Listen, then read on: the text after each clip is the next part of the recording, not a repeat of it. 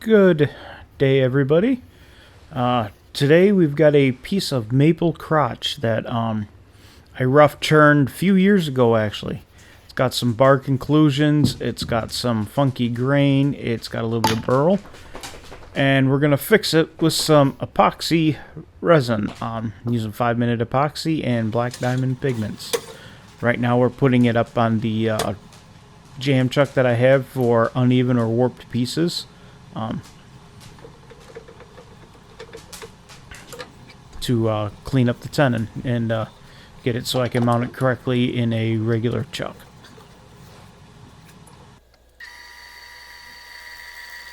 I take a lot of time when cleaning up these tenons. It's the most important connection to the lathe. If this tenon's not correct, the piece will wobble, the piece could shift, the piece could move. So I really take my time when doing this. I'm just using a skew chisel and going slow at it, making sure everything's just right. I'm also shaping the foot right here too, and getting that back and round so when I mount it up, everything is correct.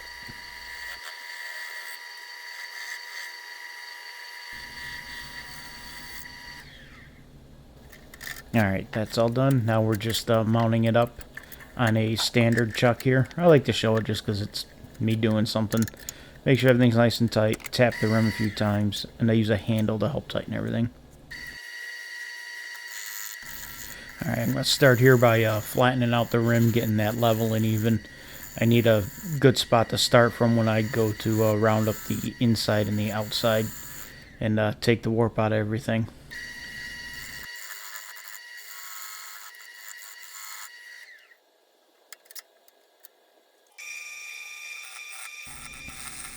Alright, here I'm just rounding up the outside. I'm taking relatively light cuts. This isn't the final outer dimension of it. After I do the epoxy work and put some CA in a few spots, I'm going to be taking off probably another 1/8 inch or so from the outside dimension. Also, you're going to see me grab some sandpaper here in a second, and that's so that this, when I put some tape on there to keep things from running everywhere, the tape sticks real nice. And I'm just checking out to make sure if that bark inclusion is going to stay or not. I know it's not. I'm going to rip it out of there. I can tell it's already moving. And now we're on to the inside. We're going to do pretty much the same thing with the inside here.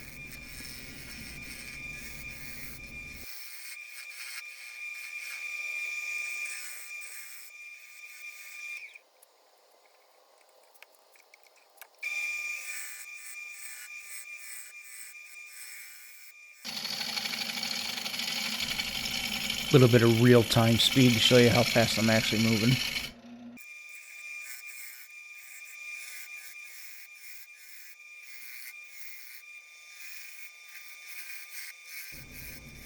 As you can see, I'm taking really light cuts. Tear out is the enemy here. And with so much grain going in so many different directions, there's just, say, you got to go slow, you got to take light passes. There's burl in this, there's bark inclusion, there's end grain, there's branches in it. It's just everything you can want. Alright, here we are going at pulling the bark out of it, that inclusion out of it. That wasn't going to stay no matter what I did. I could have dumped a gallon of CA on it and it wouldn't have stayed. The tools I used: air gun, sandpaper, Dremel, a couple of wire tools, pick, pliers, screwdriver, pretty much anything I could get my hands on to chip and pry and sand that bark out. I found the little wire wheels on the Dremel tool work really good at getting into the corners and small spots. Also, there's an inclusion here from a branch that will get some epoxy put in it as well. I figured I'd show it to you like that. Again, the tools. And here we go with epoxy time. I'm just using 5-minute epoxy clear. Squirting it into a little Dixie cup to mix it up. I got a sample pack of black diamond pigments that I'm trying. I bought them off of Amazon. I don't remember what flavor blue this was, but it was the brightest blue it had. I'd say I'm real scientific here. A little bit on a popsicle stick, dump it in the cup, and mix it up. And of course, high speed mixing.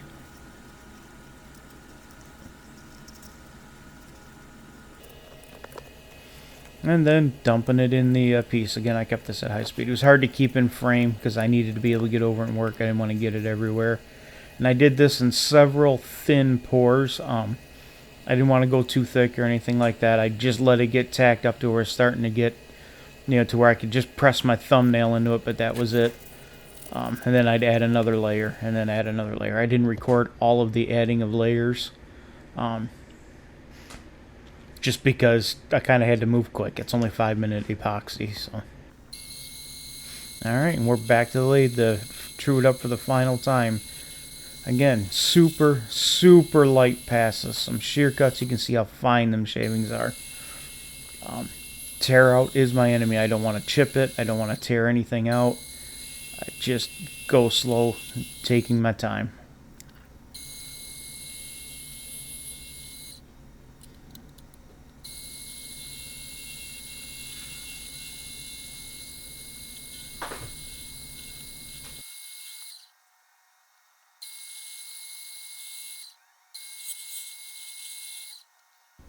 Right in here, I was having trouble with one spot of tear out. I put a pencil mark on it so I could find it. I'm just shear scraping ever so lightly to make it go away. Then we're back to the inside. Final cleanup of the rim. I left this a little bit thicker, but again, I'm taking my time. Super, super light passes. I got all the time in the world. Epoxy's expensive. The pigments can get expensive. I'll never find another piece of wood like this that's just got so much character and so much going on. So again, super slow, light passes.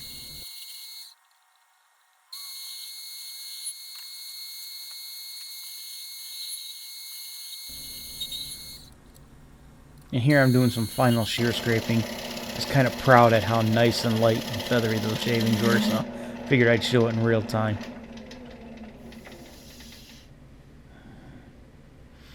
And there we are.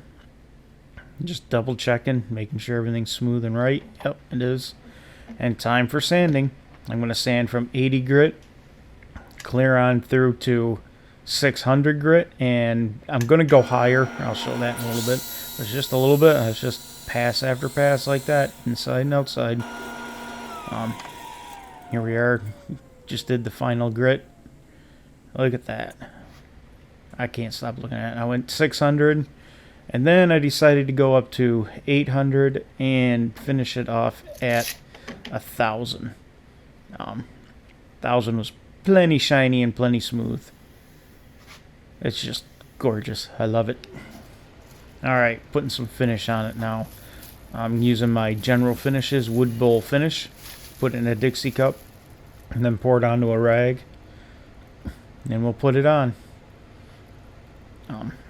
I just can't get over how good it looks.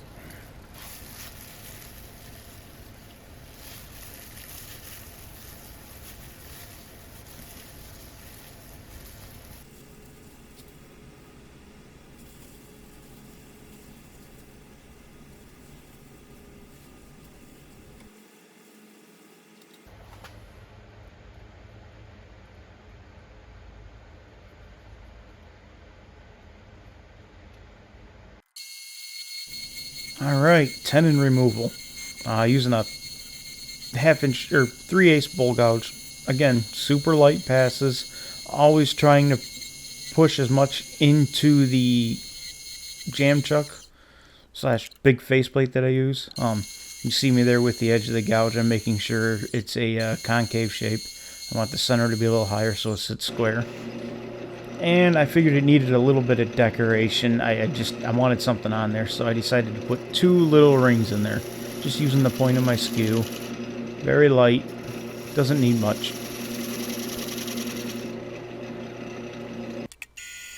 And I don't normally show how I sand off the nub, but that's how I do it. Jacob's chuck. M2 Morse taper. Jam it in the headstock, and then just chuck up my pads on that. Do it that way. Gives you a nice, perfect finish. Time to burn a logo.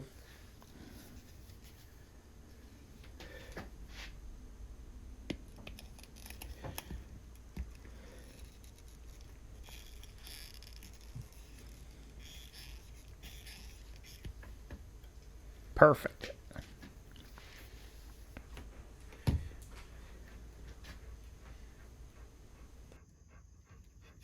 Alright everybody, it's done. A lot of firsts in this video. First time doing a voiceover on a video. First time working with epoxy and pigments. I tried a new camera angle also as well.